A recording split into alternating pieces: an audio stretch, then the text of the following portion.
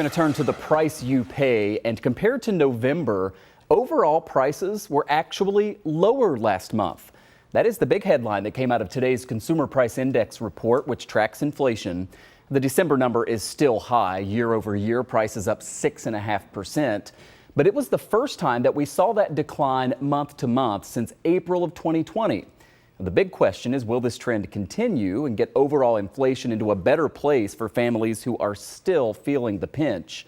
Let's get some insight now live with Greg McBride. He is Chief Financial Analyst with Bankrate.com. Greg, it's always great to have you on the show. We appreciate you coming back. And I wonder just first kind of your overall reaction here. Again, oftentimes when we talk about inflation, we look year to year. And that number, 6.5%, it's not double digits like we were seeing, but it's still high. But when you look month to month, we saw that very slight decline. What to make of that? Things are moving in the right direction, Michael, but we still have a long way to go.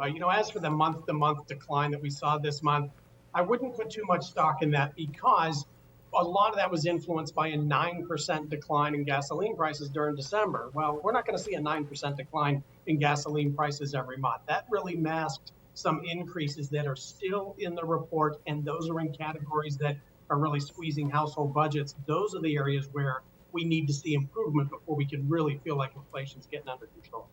Yeah, and just to dig into that a little bit, when you talk about those numbers that are still higher than where you want them to be, I mean, food obviously comes to mind. Again, not as bad as it was maybe a few months ago, but whether you're talking about food at the grocery store or going out to eat, both of those numbers remained pretty high. Yeah, food for sure, but even electricity, natural gas, motor vehicle insurance, apparel, the type of things people are buying every month, even household supplies, things like household paper goods, all those monthly expenses that you make, those are all still up and up at a pretty rapid clip. So, at first glance, it looks good, but when we dig a little bit deeper, there are still a couple of red flags in there. So, Greg, I believe a lot of analysts, yourself maybe included, would like to see that inflation number year to year somewhere around 2%. We were at 6.5%, so we've still got a long way to go to get to that. I mean, how long of a track are we talking about there in order to get back to something that's a little more reasonable? That's the real question. The expectations are that it's going to come down over the course of the next year or so, and that we're going to get back to that 2% mark. And that may well happen, but my concern is, a lot like losing weight where the first 10 pounds comes off a lot easier than the next 10 pounds. We've seen some substantive improvement, but there is the risk that we don't see the improvement in those other categories, and all of a sudden the improvement slows down. We get stuck in the, say, 4.5% or 5% neighborhood with inflation, and then, we still got a ways to go, and we're still dealing with high inflation.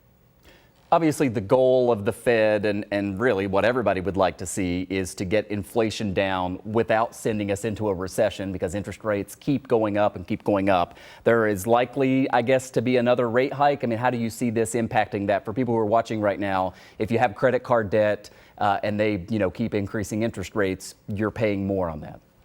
Yeah, I'm glad you brought this up, Michael, because I can't emphasize strongly enough the urgency of paying down and paying off that credit card debt. Credit card rates are already at record highs, and they're going to continue to increase because the Federal Reserve is not done raising interest rates. So in particular, look for a 0% or other low rate balance transfer offer so you can really turbocharge those debt repayment efforts.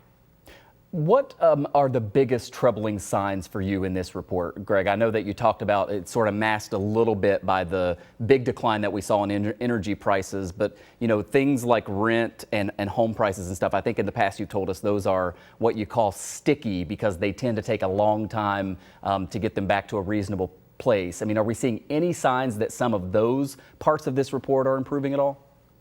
Well, the readings on housing related, like rent, it lags a bit. So, those big increases that people were experiencing when they renewed their leases over the past couple of years, that takes a while to really show up fully in the report. And we're seeing that now, even though prices themselves may have moderated a bit.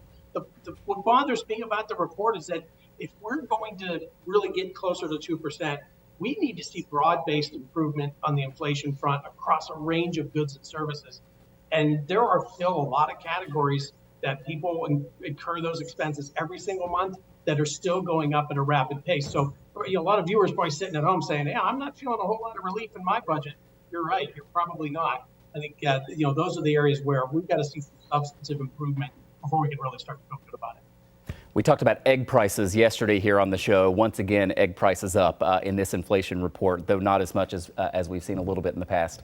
Greg McBride is Chief Financial Analyst for Bankrate.com. Greg, always great to get your insight. This affects everybody watching, so thank you very much. Thank you, Michael.